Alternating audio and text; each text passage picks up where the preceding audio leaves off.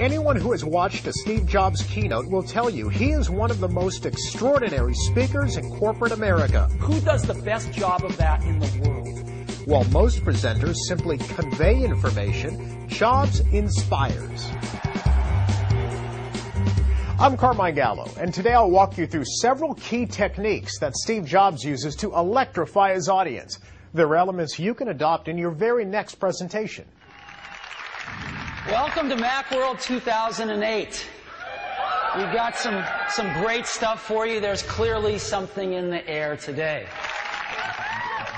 With those words, Jobs opened Macworld 2008, setting the theme for his presentation and hinting at the major announcement of the day, the launch of the ultra-thin MacBook Air. Whether it's a new notebook or the iPhone, Jobs unveils a single headline that sets the theme.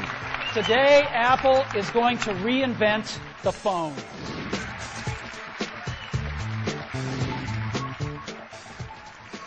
Once you identify a theme, make sure it's clear and consistent throughout the presentation. Think of a staff meeting as a presentation. So let's say you're a sales manager introducing a new software tool to help your team generate, track, and share sales leads. You might kick off your meeting this way. Good morning. Thanks for coming. I know you'll be really excited about this. Today we make it easier for you to make your quota. That's the headline. Easier to make quota. It's memorable, and it sets the direction for the rest of your meeting. It gives your audience a reason to listen. So I've got 4 things I'd like to talk about with you today. So let's get started. Steve Jobs always provides an outline for his presentation and then verbally opens and closes each section with a clear transition in between. Here's an example. So that's Time Capsule, a perfect companion to Leopard, and that's the first thing I wanted to share with you this morning.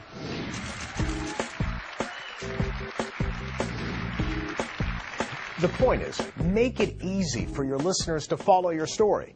Your outline will serve as guideposts along the way.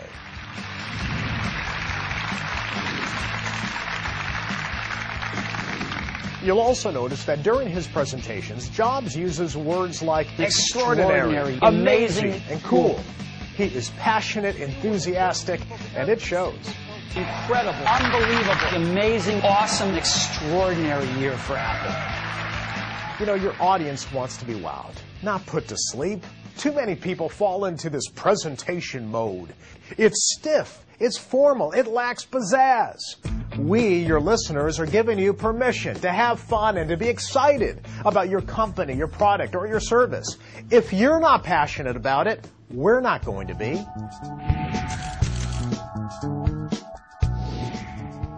Remember, Jobs isn't selling hardware. He's selling an experience. If you offer numbers and statistics, make them meaningful.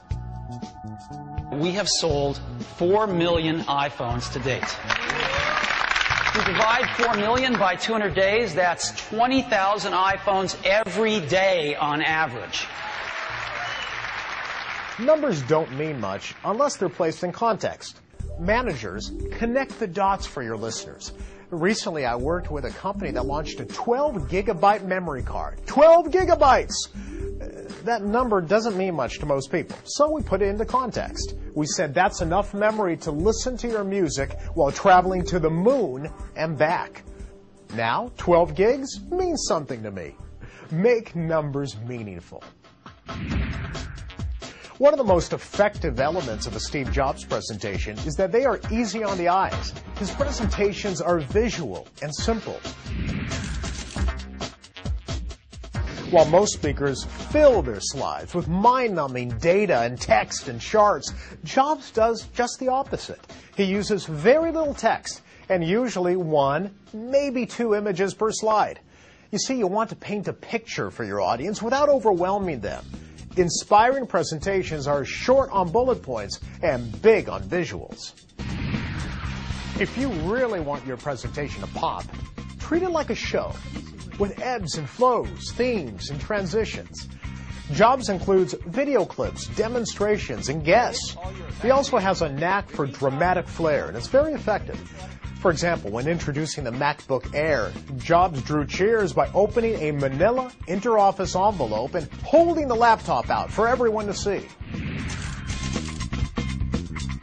This is the new MacBook Air, and you can get a feel for how thin it is. What is the one memorable moment of your presentation? Identify it ahead of time, then build up to it. With a little help from our friends, everything will work today. And finally, rehearse, rehearse, and rehearse some more. Let me show you how easy that is now. Steve Jobs makes it look easy because he spends hours rehearsing. He cannot pull off an intricate presentation with video clips and demonstrations and outside speakers without practice. The result, a presentation that is perfectly synchronized and looks, yes, effortless. Now, the average business person does not have the resources to create a Steve Jobs extravaganza, but you do have time to rehearse. The greatest presenters do it, and so should you. Oh, and one more thing. At the end of most presentations, Jobs adds to the drama by saying, and one more thing. One last thing. He then adds a new product or a feature, sometimes just introduces a band. This not only heightens the excitement, it also leaves your audience feeling they've been given an added bonus. The point is, Steve Jobs approaches each presentation as an event, a production with a strong opening, product demonstrations in the middle, and a strong conclusion. And yes, even an encore, that one more thing. I wish you a dazzling presentation. For more information, go to bnet.com.